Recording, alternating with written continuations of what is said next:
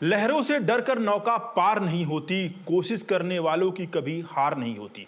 और इसके जीते जागते एग्जाम्पल हैं आज के हमारे मेहमान, क्योंकि इन्होंने एक नहीं, दो नहीं, तीन नहीं, पूरे 13 बिजनेस किए और 13 के 13 बिजनेस जब फेल हो गए उसके बाद एक ऐसे ब्रांड को खड़ा किया जो आज पूरे हिंदुस्तान में नहीं बल्कि दुनिया में अपने नाम से जाना जा रहा है। जी हां, आज हम जिन मेहमान को बुलाने जा रहे हैं उस मेहमान ने अपने जीवन में बहुत सारे संघर्ष किए लेकिन कभी भी हार नहीं मानी, और उसी का नतीजा है कि आज इनको हर जगह बुलाया जा रहा है, इनके बारे में बात की जा रही है और इनका ब्रांड सिर्फ इंडिया में नहीं, इंडिया के अलावा अलग अलग कंट्री में भी अपना नाम बना रहा है, पहचान बना रहा है, सिर्फ और सिर्फ अपने क्वालिटी और अपने टेस्ट के बदौलत। आज के पॉडकास्ट में हम बात करने वाले हैं एक ऐसे एंटरप्रेन्योर से जिन्होंने फूड इंडस्ट्री में एक ऐसा रिवॉल्यूशन लाया जो ऑटोमेशन, क्वालिटी और कस्टमर एक्सपीरियंस तीनों को एक साथ बैलेंस करके इन्होंने 99 टेस्टी हब जैसे ब्रांड को खड़ा किया। और रिसेंटली इन्होंने अम्मा इडली जैसे iconic south Indian food brand को एक्वायर किया, जिससे सबका ध्यान इन्होंने अपनी तरफ खींचा। आइए स्वागत करते हैं मिस्टर आकाश रोडे जी का। सर कैसे हैं आप? बहुत बढ़िया जी, शुक्रिया। और मुझे इतने बड़े प्लेटफॉर्म पे सबको बोलने का, बताने का मौका देने के लिए बहुत बहुत शुक्रिया। इस प्लेटफॉर्म का भी मैं शुक्रिया अदा करना चाहता हूँ। बिल्कुल बिल्कुल, हम पहले भी हम मुलाकात कर चुके हैं तो हमने सोचा एक बार आपसे फिर बात किया जाए। हाँ। और इस बार कुछ ऐसे ऐसे सवाल किए जाएं। हाँ। जो मुझे लगता है कि आपके जो ऑडियंस हैं उनके मन में होगा, लेकिन वो आपसे सवाल नहीं कर पा रहे, तो हमने सोचा आपको हम बुला लेते हैं और जितना भी सवाल आपके किसी भी कस्टमर या जो फ्यूचर में आपका कस्टमर बनने वाला है उसके मन में जो भी सवाल हो सब कुछ हम पूछ लेंगे। कोई बात नहीं, चलिए। सर, इससे पहले कि मैं सवालों का बौछार आपके ऊपर डालना शुरू करूं, उससे पहले आप हमारे ऑडियंस को थोड़ा बताइए अपने बारे में।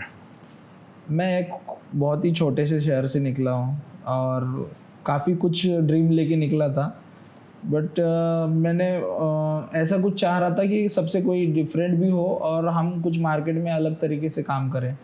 तो जैसे मैंने एक गैप समझ में आया कि शुरुआत के 6 महीने में 80% रेस्टोरेंट बंद हो जाते हैं।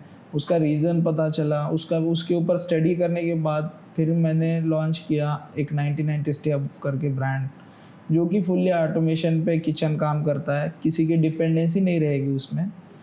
तो इस तरीके से हमारी जर्नी स्टार्ट हुई, 0 से लेके आज हम 150 आउटलेट तक पहुंच चुके हैं। और मेरा नाम आकाश रोडे है, मैं एक छोटे से शहर से बिलोंग करता हूं।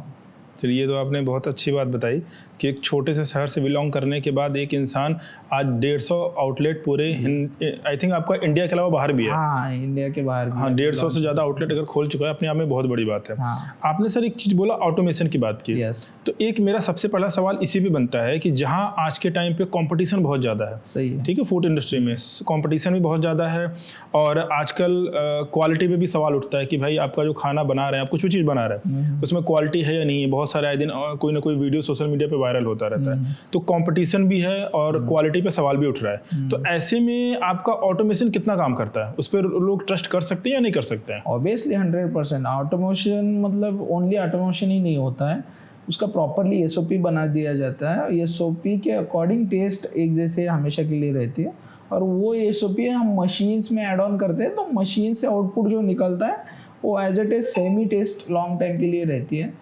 और कंपटीशन का जो चीज़ें होती है, जो सबसे फूड इंडस्ट्री में सबसे बढ़िया जो टेस्ट देगा वो लॉन्ग टाइम तक खेलेगा फूड इंडस्ट्री में। बस इतना ही है फूड इंडस्ट्री का जो मेन पेन पॉइंट होता है। तो इससे ये पता चलता है कि हम फूड इंडस्ट्री का जो एक जो बिजनेस है फूड इंडस्ट्री में, वो बहुत जल्दी मतलब ग्रो हो सकता है जी, लेकिन सही ढंग से करें, अगर सही ढंग से करें। हाँ, ठीक है, ये बात मैं आपके मान लेता हूँ, लेकिन फिर मेरा एक सवाल ये बनता है कि अगर ये इतना स्केलेबल है, इसको इतना हम स्केल कर सकते हैं, तो 70% आउटलेट्स बंद क्यों हो जाते हैं? आउटलेट्स बंद होने का रीज़न एक तो मैन पावर का डिपेंडेंसी होता है, दूसरी चीज़ है उनका जो मार्केट रिसर्च होता है, प्रोडक्ट डिसाइडमेंट होता है, प्रोडक्ट प्राइस होता है, काफ़ी कुछ चीज़ें हैं जो लोग उस चीज़ को मिस करते हैं। और मिस करके वही जो मतलब कोई अभी मान के चलो कोई लाला का अगर होटल चल रहा है तो उसके पास वो 8-10 साल से काम कर रहा है, लेकिन इमीडिएटली देखते ही लोग उसके ये हो जाते हैं कि उनको भी लगने लगता है कि वो डेली का अगर 2 लाख धंधा बना पा रहा है तो हम क्यों नहीं बना सकते। बट ये गलत है, वो 8-10 साल से उसमें SOP मैनेज किया है, उसने सारा सिस्टम बनाया है, तब जाके वो आज एक वेल सेटली बिजनेस को रन कर पा रहा है। लेकिन हर कोई ये करने से पहले पूरा उसका स्टडी करे, पूरा सिस्टम को जान ले कि कैसे कैसे स्टेप किया जा सकता है, उसके बाद ही वो फूड इंडस्ट्री में काम कर सकता है अच्छे तरीके से। अच्छा, एक चीज़ और सर, आपका जो बिजनेस है वो फ्रेंचाइजी मॉडल है जी ठीक है, आप फ्रेंचाइजी देते हैं जी और कहा यह भी जाता है इंडिया में कि फ्रेंचाइजी मॉडल जो होता है सबसे सफल होता है। जी। मतलब आराम से अगर किसी ने किसी कंपनी की फ्रेंचाइजी ले लिया तो वो रिलैक्स होकर बैठ सकता है। लेकिन बहुत सारे लोगों का कंप्लेन ये भी आता है कि फ्रेंचाइजी बिजनेस में अगर हम किसी कंपनी का फ्रेंचाइजी लेते हैं तो फ्रेंचाइजी देने के टाइम पे कंपनियां बहुत बड़े बड़े वादे करती हैं, बहुत प्रोमिस करती हैं, आपको ये सपोर्ट मिलेगा, आपको ये सपोर्ट मिलेगा, लेकिन फ्रेंचाइजी देने के बाद वो सारे सपोर्ट नहीं मिलते हैं। तो इसको आपने इस चीज को कैसे आपने डील किया? या ऑब्वियसली मतलब इस चीज़ को हमारा एकदम ट्रांसपेरेंसी रहता है। एक तो हमारे फ्रेंचाइजी के जो किचन्स होते हैं उनके सीसीटीवी हमारे बैकएंड में लाइव होते हैं और उनको मॉनिटरिंग किया जाता है हमारे बैकएंड से, और उनको एक रिलेशन मैनेजर भी असाइन किया जाता है कि वो डे बाय डे उनका बिजनेस बढ़ाने में हेल्प करेगा, सेल्स इंक्रीज करने में, उनका जो मेनू का जो ऑप्शन होते हैं या मेनू के जो कॉम्बो जो होते हैं, हाँ जो मेनू के कॉम्बो होते हैं हमेशा नए नए तरीके से ऑफर रिप्रेजेंट अच्छे तरीके से, मतलब हर टाइम रिप्रेजेंट करने का तरीका डिफरेंट होना चाहिए। कि आज आप बेच रहे हो एक बर्गर, ठीक है, लेकिन आप कस्टमर को अगर बर्गर के साथ अगर 2 बर्गर के साथ एक कॉफ़ी ऑफर करोगे और बर्गर की प्राइस बढ़ा के लगाओगे तो भी कस्टमर आपके उस ऑफर को लेके इंटरेस्ट ज़्यादा बनते हैं। तो मतलब इवन यही कहना है कि जो फ्रेंचाइजी मॉडल जो वर्क कर रहे हैं उनको पूरा बैकएंड में सपोर्ट देने के बाद ही वो बढ़िया तरीके से रन कर सकते हैं। जैसे हम बैकएंड में एक एक चीज़ को उनको सपोर्ट देते हैं, जैसे डिजिटल मार्केटिंग सपोर्ट हो गया, दूसरा है उनके किचन्स को एनी टाइम लाइव मॉनिटरिंग हम करते हैं कि किचन में क्या हो रहा है, किस तरीके से चल रहा है, एसओपी ठीक से बनाई जा रही है, मशीन्स का वर्किंग ठीक से चल रहा है। तो ये जो रेस्टोरेंट या क्या फ्रेंचाइजी ओनर के जो पेन पॉइंट होते हैं वो हम डे बाय डे उनके पीछे गाइडेंस करते रहते हैं, उनके पीछे हमेशा सपोर्ट बन के खड़े रहते हैं। तो इसके कारण वो दिक्कत नहीं आती है। तो आपकी तरफ से फुल्ली सपोर्ट दिया जाता है? फुल्ली सपोर्ट रहता है हमारी तरफ से, 99% सपोर्ट रहेगा, बट 1% उसकी भी जरूरत है। हाँ, उसको भी करना जरूरी है, एक्टिव रहना जरूरी है। ये सब आपकी नहीं, उसकी खुद की भी तो जिम्मेदारी है, उसको भी तो बिजनेस चलाना है। चलिए, ये तो आपने बहुत सही बताया कि आप पूरा सपोर्ट करते हैं अपने जितने भी आपके जो फ्रेंचाइजी लेते हैं। अच्छा, एक सवाल और बनता है कि कोविड के बाद से कहा यह जाता है कि फूड इंडस्ट्री में बहुत बूम आया है जी, लेकिन एक सवाल ये भी उठा है कि जो हाइजीन या जो क्वालिटी से रिलेटेड है उस पर भी सवाल उठता है। तो इस चीज को फिर आप कैसे मैनेज करते हैं, कैसे आप देखते हैं कि हाँ क्वालिटी हमारे खाने की सही होनी चाहिए? क्योंकि अगर आप भी सोशल मीडिया पे देखिए तो आए दिन कोई ना कोई वीडियो वायरल होता है जिसमें कभी कोई इंसान खाने में थूक दिया, रोटी में थूक के वो रोटी बना रहा है, मतलब बहुत सारी चीजें। अब सोशल मीडिया का जमाना है तो कुछ भी चीज छुप नहीं सकता है। कहीं कुछ कोई बना रहा है तो उसमें कहीं पैर से कुचला जा रहा है, पैर से उसमें लगाया जा रहा है। तो इन सब क्वालिटी या हाइजीन से रिलेटेड इसको आप कैसे मैनेज करते हैं? सर, यही सब चीजें देख के मैंने 99 टेस्टी ब्रांड लॉन्च किया है, क्योंकि ये सारी चीजें हो रही थी जो कि एक अनहाइजीनिक तरीके से वर्किंग हो रहा था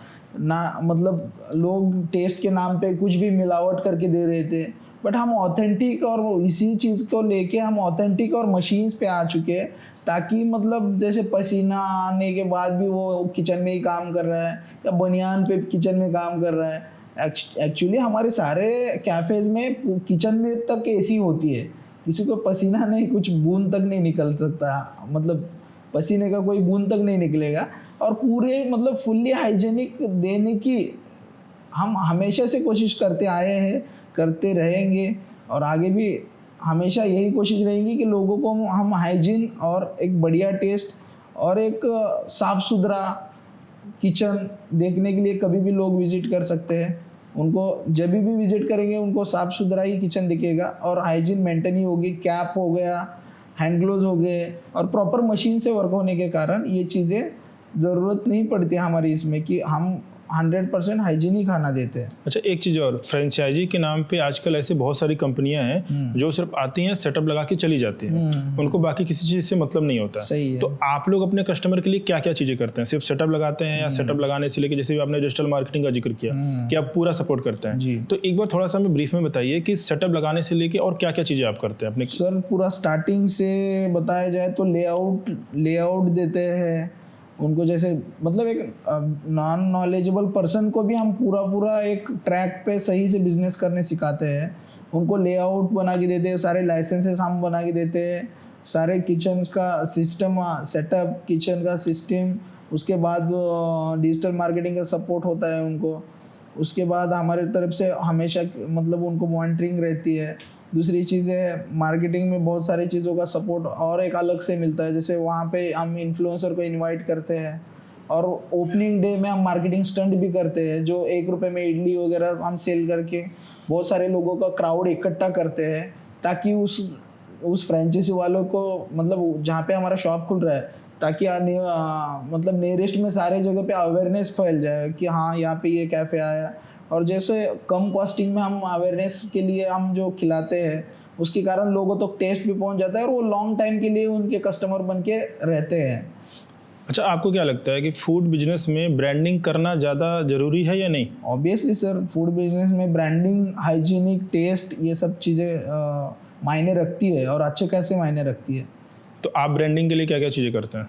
हम ब्रांडिंग के लिए सर जैसे कि मार्केटिंग का सपोर्ट तो पूरा होता है, उसके अलावा हम जो लॉयल कस्टमर लॉयल्टी बनाते हैं, कार्ड बनाते हैं, उनको पॉइंट्स देते हैं, उनको कुछ हमेशा के लिए कनेक्ट रहने के लिए कुछ ऑफ़र, मतलब हमेशा कुछ ना कुछ डिफरेंट ऑफ़र हम उनके लिए ऑफ़र करते हैं।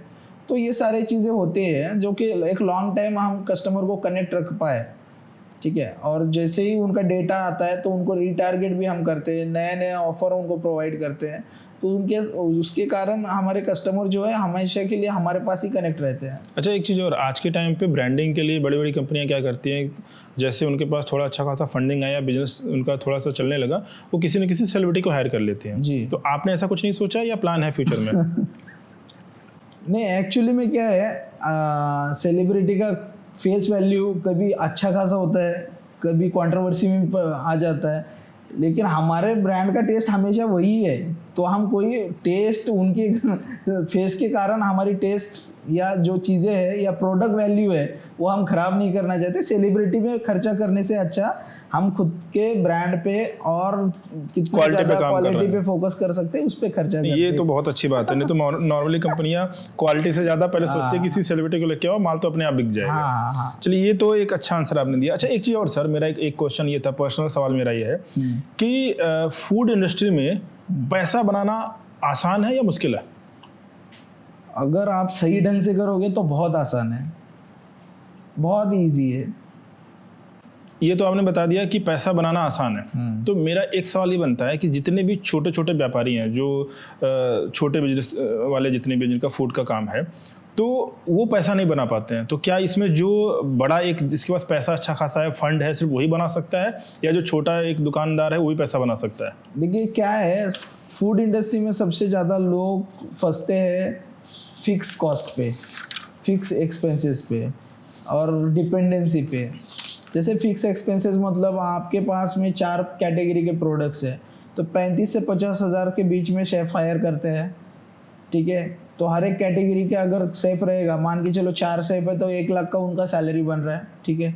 चाहे आपका सेल हो या ना हो या कम हो या ज़्यादा हो, उनका पैसा फिक्स जाएगा। कॉस्ट बन जाती है। तो वो चीज़ें एक तो एक एडिशनल कॉस्ट बन जाती है, ऊपर से आपका रेंट हो गया, तो काफ़ी कुछ चीज़ें। तो पैसे कैसे बना पाएगा फूड इंडस्ट्री में?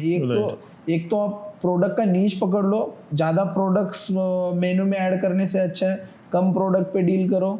और कम प्रोडक्ट मतलब जैसे कि होता है ना, पनीर है तो पनीर की ही आपको एक 10, 15, 20 वैरायटी बन जाती है, तो उसको एक ही शेप लगेगा। अगर पनीर के साथ आप चाट रखोगे तो उसके लिए अलग शेप लगेगा, तो आपको खर्चा बढ़ गया। हाँ, इसमें एक्सपेंसेस उनको पता नहीं होता है। उनको लगता है कि भाई मेरे बाजू वाला एक पानीपुरी ठेले वाला भी 5,000 दिन का कर रहा है तो मैं भी पानीपुरी रख दूं। तो ये गलत वे में जैसे गलत डिसीजन होते जाते हैं, इसकी वजह से उनको नुकसान हो जाता है। और फिक्स कॉस्ट में उनके ये मतलब ज़्यादा कॉस्टिंग चली जाती है, उनके कारण वो कमा नहीं पाते, सारे मतलब बांट के ही परेशान हो जाते हैं। मतलब जो पैसा आया वो बांटने में चला गया और एट द एंड उनको प्रॉफिट कुछ नहीं हुआ। हाँ, और दूसरी चीज़ ये है कि डिपेंडेंसी होने के कारण क्या है, अभी जब शेफ बोलेगा कि मुझे आज छुट्टी चाहिए तो ओनर तो नहीं बना सकता, उसको तो बंद ही रखना है ना। तो सब मतलब ओनर पैसे डाल के कोई मतलब नहीं है, धंधा चला रहा है शेफ। तो हमने वही डिपेंडेंसी निकाली है और उसी चीज का रेवोल्यूशन लाया हमने। इंडिया में ऐसी छोटी चीज का तो आपके अगर कोई फ्रेंचाइजी लेता है तो डिपेंडेंट नहीं रहेगा किसी से ऑब्वियसली हमारे फ्रेंचाइजी लेने वाला कोई भी पर्सन डिपेंडेंसी में नहीं रहेगा और एक्सपेंसेस भी नहीं रहेंगे उसको ज़्यादातर उसको एक्सपेंसेस रहेगा फिक्स एक्सपेंसेस में ज़्यादातर इलेक्ट्रिसिटी बिल रहेगा क्योंकि सभी ऑपरेशंस मशीन्स पे मशीन्स के थ्रू होता है वो तो बट ऑब्वियस बात है। अच्छा एक चीज़ और कई सारे लोगों का ये एक सवाल होता है कि फ्रेंचाइजी मॉडल जो बिजनेस है वो बेसिकली जितने टॉप मैनेजमेंट के लोग हैं उनके लिए पैसा बनाने का एक गेम बन चुका है, ठीक है, और बाकी चीज़ तो लोग चक्कर में एक साइकिल में पिसते चले जाते हैं, लेकिन पैसा जो टॉप मैनेजमेंट के बंदा है सिर्फ वही बनाएगा। इस क्लेम पे आप क्या कहेंगे? देखिए अभी आजकल तो फिलहाल मार्केट में ये हो रहा है कि कोई भी अपना एक छोटा सा कार्ट या दुकान खोल लिया है उसको स्टार्टअप बोल रहा है, उसको पता ही नहीं, तुरंत वो ऐड लगा रहा है, फ्रेंचाइजी बांटना चालू कर रहा है कि बैकएंड में कौन है, अकेला ही ओनर है और अकेला ही सब ऑपरेशन संभालने की कोशिश कर रहा है। तो ये फ्रेंचाइजी मॉडल सक्सेस भी नहीं है। उसके लोग ना उसके फॉलोअर्स पे या उसके रील्स की व्यूज पे देख के लोग फ्रेंचाइजी ले रहे हैं, उसमें फंस जा रहे हैं, अटक रहे हैं। उनको पता ही नहीं कि फ्रेंचाइजी मॉडल का प्रोसेस क्या होता है, फ्रेंचाइजी मॉडल का बैकएंड सपोर्ट क्या होता है। ये जब देखने के बाद ही, आप सारा स्टडी करने के बाद ही अगर जो फ्रेंचाइजी लेते हो तभी फ्रेंचाइजी मॉडल सक्सेसफुल होता है।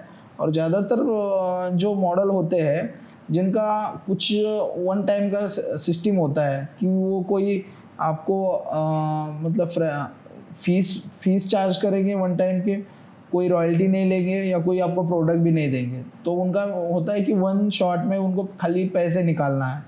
तो ये तरीके से भी फ्रेंचाइजी मॉडल चलता है अपने इंडिया में। अगर हम क्लेम की बात करें तो एक बीच में सोशल मीडिया पे काफ़ी वायरल हो रहा था, एक नाम आपने सुना होगा MBA चाय वाला। उनके ऊपर बहुत सारे सवाल लगाए जा रहे थे, बहुत उनके ऊपर सवाल उठाए जा रहे थे कि ये फ्रेंचाइजी दे देते हैं, कोई सपोर्ट नहीं करते हैं और सारा सोशल मीडिया पे आके ज्ञान देते हैं। आप मिले भी हैं? मैं मिला हूँ प्रफुल्ल बिल्लोरे से। हाँ, तो एक्चुअली उसका रीजन ये नहीं है सर, एक्चुअली अच्छा MBA चाय वाला का जो मार्केट है वो डाउन हुआ है? हाँ ऑब्वियसली, मतलब उसके सारे जो आउटलेट्स है वो बंद हो चुके हैं। तो सभी आउटलेट्स बंद हो चुके हैं? काफी बंद हो चुके हैं, मैंने काफी सुना है बंद हो चुके हैं। क्यों? सर रीजन ROI आता है उसका। अभी ROI में देखिए, अगर चाय के ब्रांड में देखेंगे तो हमारे महाराष्ट्र का फर्स्ट फ्रेंचाइजी मॉडल बिजनेस है, और नाम नहीं लेना चाहता क्योंकि काफी बड़ा हो सकता है मैं बोलने के बाद। तो उनका एक ही प्रोडक्ट था चाय का, ठीक है, बट वो चाय का प्रोडक्ट वो 15 रुपए में सेल कर रहे हैं, ठीक है, उनका ROI बन रहा है, बट MBA चाय वाले का ROI नहीं बन रहा है। तो उसके पीछे का रीजन है सर, MBA चाय वाला का भी मॉडल फ्रेंचाइजी वाला है। एक तो ये मतलब 20 से 25-30 लाख रुपए का कॉस्टिंग लगाने के लिए लगाता है, 4 से 5 वर्कर का सैलरी होता है, और ऊपर से 15 रुपए की चाय, और घर में हर एक के घर में दिन में से 2 बार तो चाय बनती है। तो लोगों के पास ऑप्शन है ना, आप कोई ऐसी चीज खिलाओ ना जिससे ROI बने, और वही चाहे वो 30, 35, 40, 50 रुपए में बेच रहे हैं। लोग पागल थोड़ी है। लेकिन एक टाइम पे तो MBA चाय वाला का मार्केट बहुत ज्यादा बूम किया, उनका आउटलेट भी अच्छा रहा था, ज्ञान पे चल रहा था, वो ज्ञान फैल रहा था, इसीलिए वो चल रहा था, बाकी कुछ नहीं है। लेकिन अभी उनकी बिजनेस स्ट्रेटजी कोई जीरो है। मतलब आप ये कह रहे हैं कि उनका बिजनेस प्लान कुछ भी नहीं था, उन्होंने सिर्फ ज्ञान अपना दिया, सोशल मीडिया पे वो ज्ञान वायरल हुआ और उसी के चलते उनका आउटलेट सारा सेल हो गया। बस ज्ञान पे उसने फ्रेंचाइजी भेज दी।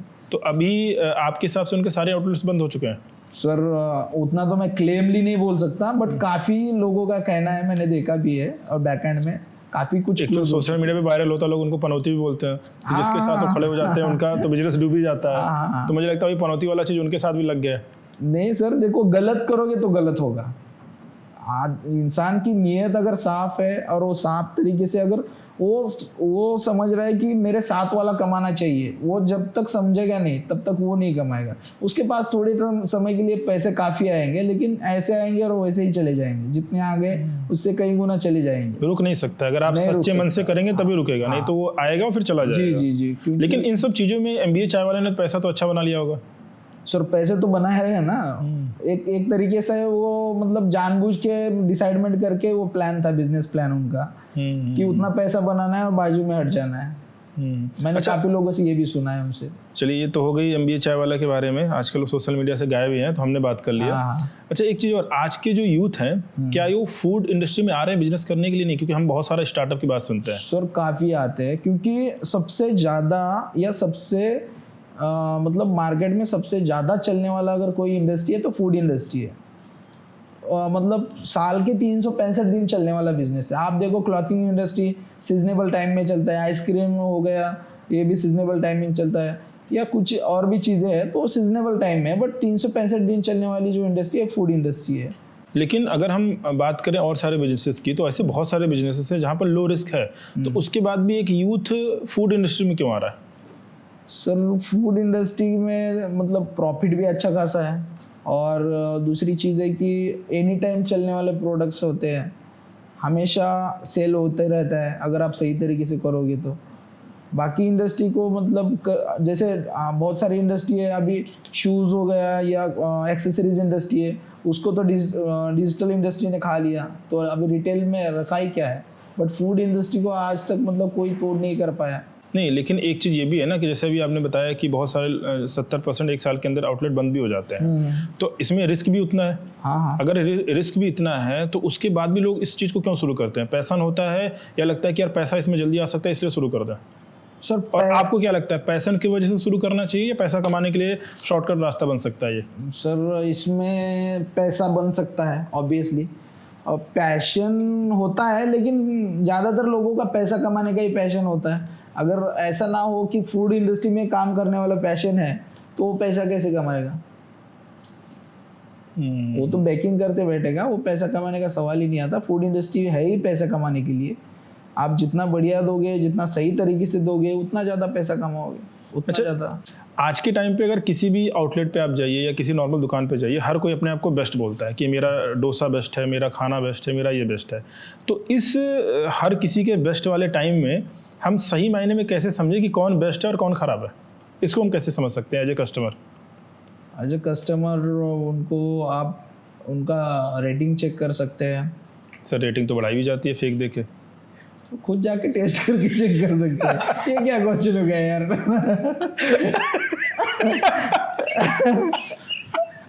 अच्छा, एक चीज़ और सर, जैसे आपने कहा कि पैसा भी है इसमें और रिस्क भी है, कई सारी चीज़ें हैं। अच्छा, आपको क्या लगता है, आप एक जो स्टार्टअप आज के टाइम में करना चाहता है या बहुत सारे लोग बिजनेस करना चाहते हैं, आप क्या सजेशन देते हैं? फूड बिजनेस में आना चाहिए या नहीं आना चाहिए? ऑब्वियसली आना चाहिए, अच्छी बात है ना।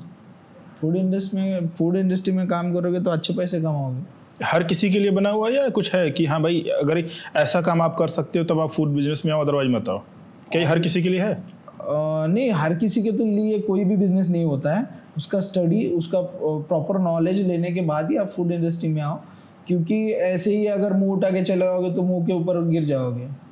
आजकल भी ऐसे बहुत सारे बिजनेसेस हैं, ऐसे बहुत सारे दुकानदार हैं जो पुराने ज़माने से ही अपना खाना बना रहे हैं, उनका शेफ वगैरह सब कुछ है, और आपने बहुत जल्दी जो है टेक्नोलॉजी को अडॉप्ट कर लिया जी। दोनों में सही मायने फ़र्क क्या है? सर ऑब्वियसली फ़र्क है क्वालिटी में। जैसे इंसान गलत हो सकता है लेकिन मशीन गलत नहीं होती है, या इंसान गलती कर सकता है, मशीन गलती नहीं करती है। और क्वालिटी में भी बहुत सारे तरीका होता है, जैसे कि इंसान हाथों से डोसा बना रहा है तो कहीं पे थिकनेस रहेगा, कहीं पे पतला बनाएगा, बट मशीन से एक लेवल का डोसा बनेगा, एक लेवल का टेस्ट बनेगा, एक लेवल ही टेम्परेचर पे वो पकेगा, एक लेवल के हिसाब से ये रोल होके आएगा। तो ये क्वालिटी में बहुत सारी चीज़ें मैटर करती है, जैसे मैन्युअली कोई इंसान बना रहा है और मशीन्स बना रही है। तो अच्छा, एक चीज़ और, आज के टाइम पे अगर एक सक्सेसफुल फूड का कोई बिजनेस खड़ा करना है तो उसकी क्वालिटी ज़्यादा इंपॉर्टेंट होती है या उसकी ब्रांडिंग? सर सबसे पहली चीज़ तो क्वालिटी मैटर करती है। क्वालिटी को आप प्रेजेंटेशन कैसे करोगे तो ब्रांडिंग भी मैटर करेगा, बट बेस्ट ऑफ अगर मैं बताना चाहूँ तो सबसे ज़्यादा क्वालिटी मैटर करती है। मार्केट में ऐसे बहुत सारे ब्रांड्स हैं जो मेन सिटी में है, मेट्रो सिटी में है, लेकिन आपका जो ब्रांड है टायर 2 टायर 3 सिटी में भी फैल रहा है जी। तो इस चीज़ को आपने किस तरीके से किया? क्योंकि अगर एक बिजनेस जो शहर में चल रहा है लेकिन उसे लोग बाकी शहर में, छोटे शहर में नहीं ले जा रहे हैं, लेकिन आप ले जा पा रहे हैं, तो ये आपने कैसे किया, इसको थोड़ा सा बताइए। सर सबसे पहली चीज़ तो प्रोडक्ट क्वालिटी भी होनी चाहिए और प्रोडक्ट पॉकेट फ्रेंडली भी होना चाहिए। जैसे कि टायर 1 सिटी में रेट कस्टमर तो हाई भी अगर आप रखोगे तो भी दे पाएंगे, बट छोटे सिटी में पैसे मैटर करते हैं। जो छोटे सिटी में लोग मतलब थोड़े थोड़े पैसे के लिए देखते हैं, और हम वहाँ पे कैसे काम कर रहे हैं, इसका रीज़न एक ही है कि हमारा मैन पावर का जो खर्चा है वो काफ़ी कम लगता है, और वो जो खर्चा है वो उससे हम प्रोडक्ट की कॉस्ट कम कर पाते हैं। दूसरी चीज़ है कि उसको हमने मतलब एक बल्क में एसओपीज क्रिएट करके उनको रॉ मटेरियल बेचते हैं, तो काफ़ी जैसे लोकल रेस्टोरेंट वाले से हमें सस्ते रेट में मिल जाता है सारा मतलब रॉ मटेरियल, तो हम सस्ते रेट पे भी दे सकते हैं टियर 2 टियर 3 सिटी में। तो इसीलिए हम मतलब टियर 1 सिटी में भी काम कर सकते हैं, टियर 2 सिटी में भी काम कर सकते हैं, और एकदम छोटे गांव में भी काम कर सकते हैं। ठीक है। अच्छा, एक चीज़ और, आज के टाइम पे हर किसी को भूख लगती है तो जोमेटो और स्विगी कर देता है। आपको क्या लगता है, जोमेटो या स्विगी ने जो फूड इंडस्ट्री में उनको जो छोटे छोटे मैक्सिमम जो छोटे व्यापारी हैं जिनका छोटा बिजनेस है, उनके लिए वो वरदान है या उनके लिए वो लॉस बन के आ गए? सर फूड इंडस्ट्री के लिए तो लॉस ही है। कैसे? लॉस ही है, मतलब उनका प्रॉफिट शेयरिंग का जो कॉन्सेप्ट है वो बहुत ही डिफरेंट तरीके से है, और मतलब इन रेस्टोरेंट के जो ऑडियंस है उनके साथ ही मतलब वो टैकल करती है अलग अलग मतलब ऑफर उनको जो जी में आए। अभी मान के चलो एक लाल जी का एक मान के चलो एक लाला का एक होटल है, और एक है किसी और मतलब हाजी का होटल है, ठीक है। तो जोमेटो वाले को जो पैसे देगा, हालांकि वो लाला जी का कस्टमर है, अगर हाजी प्रमोशन के पैसे दे रहा है तो लाला जी का कस्टमर वो हाजी को देगा। सही बात, सही बात। मतलब जोमेटो एक ऐसा, जोमेटो हो गया या स्विगी हो गया, उसको कौन से रेस्टोरेंट का कस्टमर है उससे कोई लेना देना नहीं है। उसे जो रेस्टोरेंट वाला पैसे पेड ऐड में लगाएगा वो उसका कस्टमर, किसी का भी कस्टमर उसको लाके देगा। तो छोटे छोटे बिजनेस वाले उनको पैसे नहीं लगा सकते। एक तो ऊपर से 30% इनका मतलब ट्रैवलिंग कॉस्ट लेते हैं, और ऊपर से और हैंडलिंग ये वो बहुत सारी चीज़ें होते हैं उसमें, पैकेजिंग ये वो, उसके बाद भी उनको मार्केटिंग के लिए अलग क्लिक पे खर्चा लगाना पड़ता है। तो कैसे प्रॉफिटेबल रहेगा? अच्छा, एक चीज़ और, क्लाउड किचन एक टाइम पे लगने लगा था कि ये फ्यूचर है, लेकिन आज के टाइम पे कहा जाता है कि उसमें ह्यूज लॉस हो रहा है। इस बारे में आप क्या सोचते हो? सर क्लाउड किचन प्रॉफिटेबल भी उतना ही है, और देखा जाए तो लॉस भी उतना ही है, क्योंकि अगर आपके पास खुद का कस्टमर बेस है तो आप काफ़ी डिलीवरी पार्टनर है जिनके साथ आप मैनेज करके कम कॉस्टिंग में उनको डिलीवरी पहुंचा सकते हैं। लाइक शैडो ऐप है, काफ़ी लोग हैं, बट आप थर्ड पार्टी प्लेटफॉर्म पे अगर आप लॉन्च हो रहे हो तो वो उनके तरीके से ही आपको ले लेंगे, उसके कारण लॉस में जा रहे हैं। ऑब्वियसली जितने भी क्लाउड किचन है, स्विगी जोमेटो के चक्कर में बहुत सारे लॉस में जा रहे हैं और बहुत सारे क्लोज हो रहे हैं। अच्छा, एक चीज़ और, आज के टाइम पे फूड बिजनेस जैसे आपने कहा कि इसमें पैसा भी अच्छा खासा है और कई लोग इसमें आ भी रहे हैं, लेकिन इसको एक लॉन्ग टर्म अगर बिजनेस बनाना है, एक लॉन्ग टर्म ब्रांड बनाना है, तो कैसे बना सकते हैं? सर लॉन्ग टर्म ब्रांड बनाने के लिए क्वालिटी एक जैसी होनी ज़रूरी है, और उसको हम कैसे ऑटोमेशंस पे कर सकते हैं वो भी ज़रूरी है। और जैसे कि हम मल्टीपल जगह पे अगर एक्टिव रहना चाहते हैं या मल्टीपल जगह पे हम आउटलेट खोलना चाहते हैं, तो उसको एक ऑपरेशंस मैनेजमेंट करना ज़रूरी है। उसके बाद ही ब्रांड या कोई मतलब बड़े लेवल पे कोई भी काम कर सकता है, क्योंकि प्रोसेस, एसओपीज और टेक्नोलॉजी, ये सारे चीज़ों को एक जगह पे लाने के बाद ही एक कोई बड़ा ब्रांड या बड़ा बिजनेस बन सकता है। सर, हमने तो बहुत सारा हमने आपके बिजनेस से रिलेटेड हमने बात कर लिया कि फूड इंडस्ट्री में क्या है, कैसे लोग आ रहे हैं। अब थोड़ा हम पर्सनल बात करते हैं। हाँ। ठीक है, तो हम एक सबसे बड़ा सवाल उठता है कि आज के टाइम पे जितने भी लोग स्टार्टअप करना चाहते हैं या लोग जो कर रहे हैं, कि एक एंटरप्रेन्योर, एक बिजनेसमैन को सबसे पहले अपने लाइफ में क्या सेक्रीफाई करना पड़ता है, थोड़ा आप बताइए इसको। सबसे पहले उनको जो चीज़ कर रहे हैं, लोग कुछ भी बोलेंगे तो उसी चीज़ पे उनको फोकस रहना चाहिए। और दूसरी चीज़ है कि उनको टाइम नहीं मिलेगा कोई भी अदर चीज़ों के लिए, फंक्शन में जाने के लिए या अपने खुद को टाइम देने के लिए टाइम नहीं मिलेगा। ये सबसे मेन चीज़ है, मतलब फोकस्ड और मेहनत, और उसके लिए कोई टाइम शेड्यूल नहीं रहेगा। जैसे कि दिन हो, रात हो, सुबह हो, शाम हो, तो उनको लगे रहना पड़ेगा, तभी जाके, और वो भी कम से कम 4 से 5 साल, तभी कुछ तो भी है। उसके बाद छोटी सी एक किरण आती है जो सक्सेस का रास्ता दिखाती है। वहाँ तक आपको डटे रहना पड़ेगा, उतनी मेहनत करनी पड़ेगी, लगन से करना पड़ेगा, लोग क्या कहेंगे वो सोचना नहीं पड़ेगा, ये सारी चीज़ें मैटर करती है, तभी कोई इंसान मतलब एक अच्छा एंटरप्रेन्योर बन सकता है। अच्छा, एक चीज़ और, आपको 99 टेस्टी हब स्टार्ट किया कितना टाइम हो गया? हमें 5 साल हो रहे हैं, 5-6 साल हो रहे हैं। 5 साल हो गए। अपनी जर्नी के बारे में थोड़ा सा बताइए, कैसे रही आपकी जर्नी? सर जाहिर सी बात है, फूलों भरी तो नहीं रही होगी, कांटों भरी ही रही होगी। सर कांटे, सर बहुत बड़े बड़े कांटे थे जो अमेजोन के जंगल में पाए जाते हैं। ऐसा थोड़ा सा एक्सप्लेन कीजिए इसको कैसे? सर देखिए क्या है, मैंने काफ़ी आज तक मैंने 13 बिजनेस कर चुका हूँ और मेरे 13 बिजनेसेस लॉस हो चुके हैं।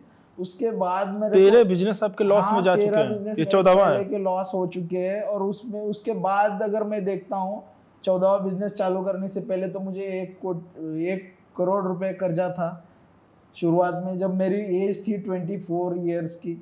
जब से मुझे एक ही चीज़ का पता था कि मुझे कुछ बड़ा करना है, तो मेरी उतनी कंडीशन नहीं थी कि मैं क्या बड़ा कर पाऊँ। फिर मैं जब अपना सिटी छोड़ के बड़े सिटी में आया, पुणे में, एक रेस्टोरेंट में वेटर के तौर पे काम किया, टेबल तक साफ किए मैंने, एक एक दिन मैं भूखा भी रह चुका हूँ। तभी मेरी शादी भी हो चुकी थी। मुझे मेरे खाने से ज़्यादा मेरे बीवी को क्या खिलाऊं, ये सबसे ज़्यादा मतलब मेरे माइंड में रहता था। बट मुझे उस टाइम एक चीज़ समझ में आ गई कि जैसे ओनर हमेशा परेशान रहता था कि शेफ को लेके, उस्ताद को लेके, तो मुझे ये चीज़ समझ में आ गई कि साला ओनर के पास तो बंगला है, गाड़ी है, फिर वो इतनी चीज़ को क्यों परेशान रहता है? क्योंकि वो फूड इंडस्ट्री या रेस्टोरेंट इंडस्ट्री का पेन पॉइंट वो पकड़े हैं, मतलब पेन पॉइंट का उनको दर्द हो रहा है, जो शेफ है या उस्ताद है उनके कारण। तो मैं सोचने लगा कि सर इसमें हम क्या कर सकते हैं। अब मुझे तो कुछ बनाना आता नहीं था, तभी भी मैंने शुरुआत में मैंने एक छोटा सा ठेला चालू किया, स्टॉल चालू किया इडली का। कुछ समय बाद मैंने जो लोग रखे थे जिनको बनाना आता था, उन्होंने एक दिन मेरा पूरा पैसा ही लेके भाग गए जितना सेल हो चुका था। हाँ, तो मेरा दूसरे दिन मैं देख रहा हूँ तो मेरा बिजनेस पे वो ही नहीं है, तो बंद हो गया। फिर और दोबारा से मैं परेशान, दोबारा से मैं दूसरे होटल में काम करने लगा। फिर मेरे को एक चीज़ समझ में आ गई कि भाई इसका तोड़ निकालना पड़ेगा। करना तो मुझे फूड इंडस्ट्री में था, क्योंकि पहले से एक चीज़ है कि जितना ज़्यादा प्रॉब्लम आए उस पर मैं सोल्यूशन ढूंढने लगता था। मुझे करना तो यही था। एक सही बिजनेसमैन की पहचान भी ये होती है। हाँ, तो मैं उसमें से सोल्यूशन बनाया कि हमें अगर शेप रहे ना रहे तो हमें एक ऐसी एसओपी बनानी है, ऐसे एक सिस्टम बनानी है कि कोई भी बनाएगा तो टेस्ट एक ही होनी चाहिए, ठीक है। तो ये चीज़ें हमने मतलब शुरुआत से पूरा मैंने एनालिसिस किया, सारी चीज़ें जान ली, नॉलेज लिया। उसके बाद मैंने कुछ प्रोडक्ट्स लॉन्च किए, मैंने छोटे से शुरुआत की और धीरे धीरे करके लोगों को वो टेस्ट ज़्यादा पसंद आने लगी। फिर मुझे लगने लगा कि हम जो 4-5 लोग रख रहे हैं वो भी टाइम पे नहीं दे पा रहे सर्विस, तो इसके कारण हमने टेक्नोलॉजी को ऐड ऑन किया। जो हमने एसओपी बनाई है वो एसओपी हम मशीन्स में डालते हैं और मशीन गर्मा गर्म डोसा बना के दे देती है। तो आपके आउटलेट में भी क्या क्या चीज़ें मिलती हैं खाने वाली? हमारे आउटलेट में सर सुबह 7 बजे से रात में 10 बजे तक चलने वाले प्रोडक्ट्स हैं, जो कि इडली डोसा, जैसे साउथ इंडियन भी प्रोडक्ट है, इडली डोसा, वड़ा, उत्तप्पा। आपने भी कोई साउथ का ब्रांड भी एक्वायर किया ऐसा मैं सुना है? यस, उसी के है ये प्रोडक्ट्स। और दो मतलब पिज़्ज़ा, बर्गर, सैंडविच, मोमोज, पूरे 99 प्रोडक्ट कैटेगरी है और उसमें खाली 2 पर्सन पे पूरा काम चल सकता है। और एट ए टाइम 40 प्लस भी अगर कस्टमर आते तो भी उनको 4 मिनट में ही ऑर्डर मिलेगा। अच्छा, ये हमारी एक चीज़ और, हाँ। ये नाम कहाँ से आया 99 टेस्टी हब? ये नाम आपने कैसे रखा? सर हमें फूड इंडस्ट्री में मुझे कुछ करना था, तो मुझे लगा कि टेस्टी नाम अच्छा है, बट अधूरा था, क्योंकि मैं अगर कुछ प्रोडक्ट उसमें डालता हूँ तो लोगों को कैसा पता चले। तो मैंने हब नाम रख दिया, मतलब एक बड़ा वेयर हाउस बोलते हैं या कुछ भी, हब मतलब ये हो जहाँ सब चीज़ें फैक्ट्री बोलते हैं, राइट। हाँ, तो टेस्टी हब तो हो गया, लेकिन मुझे यही नहीं पता था, तभी भी अधूरा नाम लग रहा था। टेस्टी हब मतलब मीनिंग क्या हो रही है? तो मैंने बोला कि हाँ चलो इसमें ना हम जब भी लॉन्च करेंगे 99 प्रोडक्ट ही लॉन्च करेंगे। तो अभी आपके यहाँ 99 प्रोडक्ट मिलते हैं? पूरे हमारी प्रोडक्ट कैटेगरी 99 प्रोडक्ट कैटेगरी। इसके कारण हमारा नाम भी इनकम्प्लीट जो था कंप्लीट हो चुका, 99 टेस्टी हब।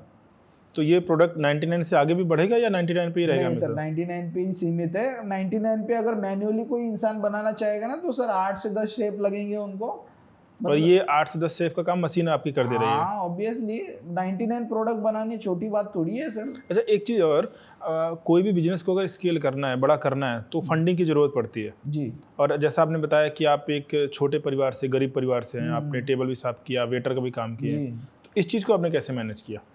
सर मैंने छोटी शुरुआत की थी, ऐसा नहीं कि मेरे पास काफ़ी पैसा था, लेकिन मैंने बहुत छोटी शुरुआत की। मैंने बहुत स्ट्रगल भी किया है।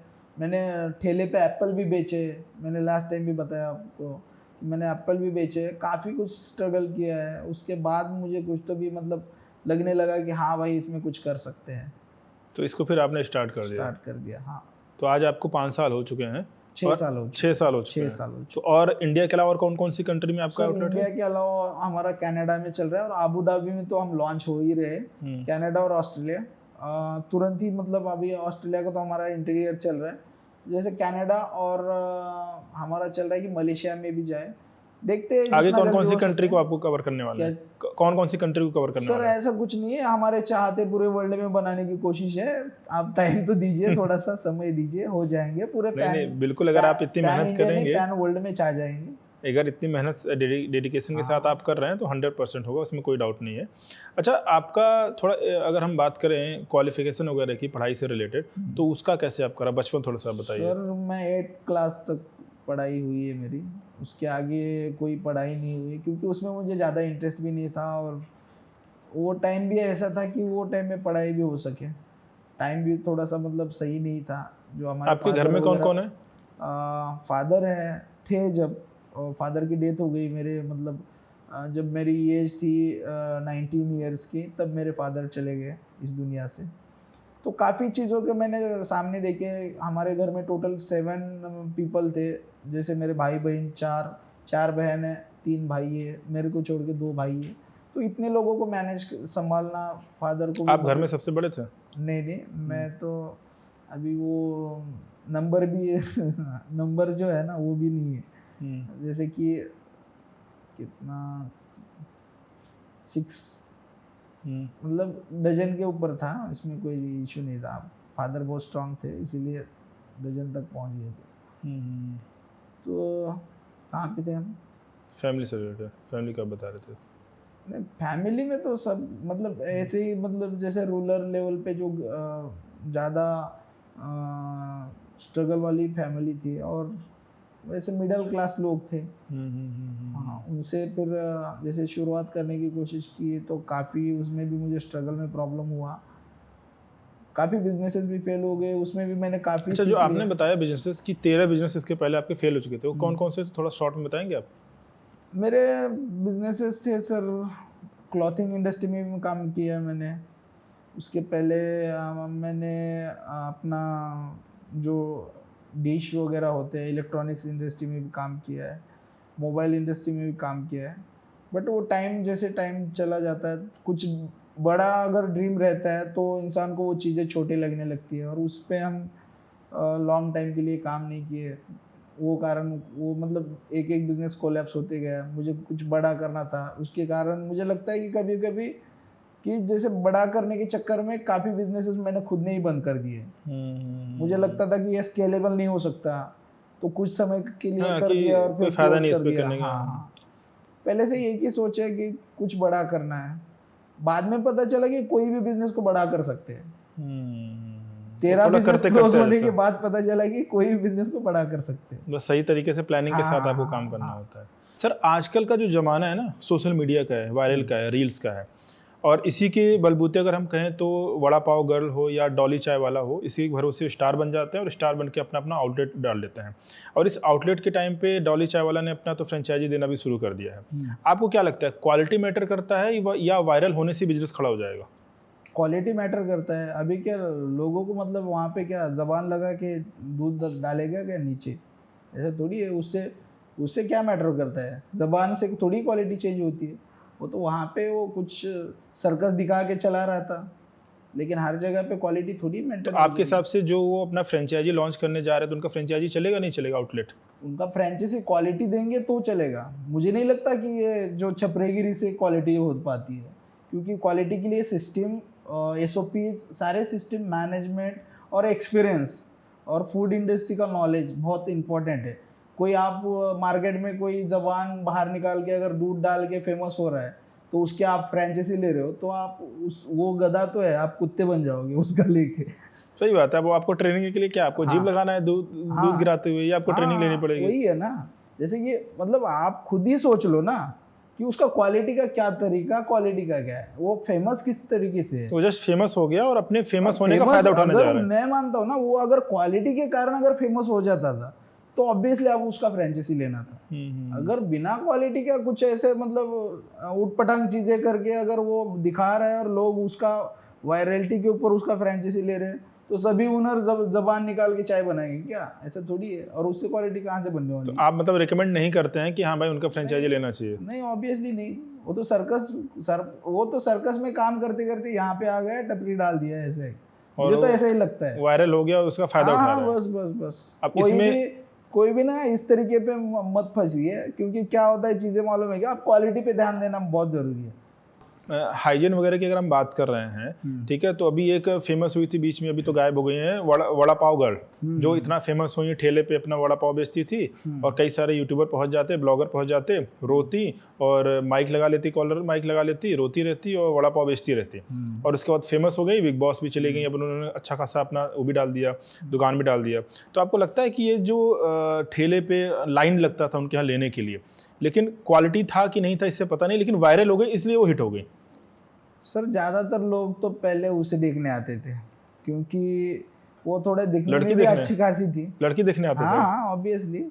फिगर भी मतलब आप कह रहे हैं कि वड़ा पाव पे फोकस नहीं था, लड़की फोकस था। शुरुआत तो उसने मतलब लोगों को इकट्ठा करने के लिए खुद ही मतलब मार्केट में कूद पड़ी थी, और दिखने में भी अच्छी थी, लोगों को पसंद भी आने लगी वड़ा पाव से ज़्यादा, क्योंकि वड़ा पाव तो उसका क्वालिटी का कुछ था ही नहीं। क्योंकि मैं महाराष्ट्र से बिलोंग करता हूँ, मुझे पता है, मैंने उसके पास भी वड़ा पाव खाया और महाराष्ट्र में भी मैं तो डेली खाता हूँ, लेकिन क्वालिटी ज़ीरो है। उसके नखरे बेच रही थी वो, सीधी सीधी बात है कि उसके नखरे बेच रही थी, वड़ा पाव नहीं बेच रही थी, उसके नखरे बेच रही थी, और लोग उसके नखरे के दीवाने हो चुके थे, इसीलिए वड़ा पाव खाने जा रहे थे वहाँ पे। तो आप कहते हैं कि क्वालिटी कुछ नहीं था, सिर्फ अपना एक तरीके से प्लानिंग थी कि किस तरीके से वायरल हो जाना है और हिट हो जाना है। हाँ, आजकल वही चल रहा है सर, सभी मतलब क्वालिटी मैटर नहीं करती, नहीं है ना, टेस्ट नहीं है ना, कुछ नहीं है, उसके नखरे बेचना है बस। वो भी बिना पैसे की बेच रही थी, ऐसा नहीं है ना, पैसे लेके नखरे बेच रही थी, वो एक स्ट्रैटेजी हो गई। वड़ा पाव मीन एक प्रोडक्ट दिखाने के लिए हो गया, वो पैसे कमाने के। तो वैसे भी वड़ा पाव फेमस तो है मुंबई में, महाराष्ट्र में, ये दिल्ली में वड़ा पाव बेच रहे थे। हाँ, यहाँ के लोगों को टेस्ट ही नहीं पता ना कि एक्चुअल वड़ा पाव होता कैसा है। तो जो उन्होंने खिला दिया सबने खा लिया, तो लोगों को लगा कि साला यही वड़ा पाव है, यही अच्छा, मतलब यही टेस्टी है। वहाँ पे भी ऐसा ही, मतलब लोगों की डिमांड है, इसीलिए अपने को भी खाना चाहिए, इसीलिए लोग आना चालू किए। उसने क्या है, नीश प्रोडक्ट पकड़ा और ऐसे जगह पे प्रेजेंट किया कि जहाँ पे लोग बहुत सारे उसे भी देखने आए और वड़ा पाव भी खाने आए, वड़ा पाव के नाम से लोग अट्रैक्शन बने। वहाँ वो लोकेशन उसने चूज करके स्टार्ट कर दिया और अपने नखरे बेचना चालू कर दिया। अच्छा, वायरल होने के लिए आप लोग भी कुछ करते हैं या सिर्फ क्वालिटी पे ध्यान देते हैं? सर, वायरल होके हमें कुछ करना नहीं है, हमें क्वालिटी से ही हम वायरलमेंट चाहते हैं। बहुत सारे ब्रांड्स ऐसे हैं कि जो कि वायरलिटी के कारण क्वालिटी बनते हैं। अभी आपके इधर भी मैंने एक देखा, कोई बटर चिकन वाला है, तो उसके देखो ना इंस्टाग्राम पे, उसके कोई वीडियोस वगैरह नहीं है, लेकिन वहाँ पे जब जाऊँ तो वहाँ पे मैंने गया था लास्ट टाइम, तो वहाँ पे उसका 5 फ्लोर का है और कम से कम एक फ्लोर पे 1,500 हज़ार लोग खाना खा रहे थे एट ए टाइम। तो उसको बोलते हैं क्वालिटी, और उसको ज़रूरत ही नहीं है सर वायरलिटी की, उसको ज़रूरत ही नहीं मार्केटिंग की, क्योंकि उसकी क्वालिटी जो है माउथ पब्लिसिटी अपने आप कस्टमर बेस दे देगी। ऐसे ही होता है सर फूड इंडस्ट्री में। फूड इंडस्ट्री में फेकम फाकी नहीं चलती है, फूड इंडस्ट्री में एक ही चीज़ चलती है, तो क्वालिटी क्वालिटी क्वालिटी क्वालिटी। लेकिन अगर वायरल हो जाता है तो थोड़ा जल्दी आदमी बूम कर जाता है, और क्वालिटी के चक्कर में आपको टाइम लगेगा, तो इसलिए लोग चाहते हैं कि पहले हम वायरल हो जाए, क्वालिटी हम बाद में मेंटेन कर लेंगे। सर, पहले क्वालिटी आप बना लो, फिर आप नखरे चालू कर दो। नहीं, ये तो बहुत अच्छी बात है सर। आज आपसे बात करके काफ़ी कुछ हमें जानने को मिला, काफ़ी कुछ सीखने को मिला। और मुझे लगता है कि जितने भी आपके कस्टमर हैं या जितने भी लोग फ्रेंचाइजी लेना चाहते हैं, आज के हमारे एपिसोड के बाद उनके बहुत सारे डाउट्स क्लियर हुए होंगे। सही। जो आपको नहीं जानते हैं वो आज आपके बारे में और ज़्यादा जाने होंगे, जो कम जानते हैं उनको भी जानने का मौका मिला होगा। Thank you so much sir हमारे इस पॉडकास्ट में आने के लिए। आप आए, आपने अपना कीमती समय दिया, अपना इतनी लंबी जर्नी आपने हमारे साथ शेयर की। पता चला कि किस तरीके से लोगों को क्या-क्या चीज़ें करनी चाहिए। इसके लिए thank you so much sir. हम मिलते हैं फिर कभी। तो दोस्तों मिलते हैं अगले एपिसोड में एक नए मेहमान के साथ। लेकिन मुझे उम्मीद है कि आज का ये एपिसोड आपके लिए बहुत ज़्यादा इंटरेस्टिंग रहा होगा, बहुत ज़्यादा नॉलेज वाला रहा होगा, क्योंकि आज का टाइम है स्टार्टअप का। अगर आप भी स्टार्टअप करना चाहते हैं, अगर आपका भी मन है कि फूड लाइन में आपको आना है, कोई आपको बिजनेस करना है, फिर चाहे आपको किसी का फ्रेंचाइजी लेना है या अपना खुद का दुकान खोलना है, तो आपको एक आइडिया लग गया होगा कि किन किन बातों का आपको ध्यान देना चाहिए और किन बातों का आपको ध्यान नहीं देना चाहिए। लेकिन याद रखिए कि फूड इंडस्ट्री का जो बिजनेस है वो आपका सिर्फ रील वायरल होने से कोई बिजनेस नहीं बन जाता है। इस बात का आप ध्यान रखिएगा। ऐसे ही शानदार एपिसोड्स हम लाते रहेंगे ताकि आपका जो नॉलेज है वो बढ़ता रहे और एंटरटेनमेंट भी होता रहे। लेकिन इसके लिए आपको क्या करना है? इसके लिए आपको हमें फॉलो करना है, सब्सक्राइब करना है और कमेंट बॉक्स में जरूर बताइएगा कि आज का ये पॉडकास्ट आपको कैसा लगा। मिलते हैं नए एपिसोड में एक नए मेहमान के साथ। तब तक के लिए जय हिंद।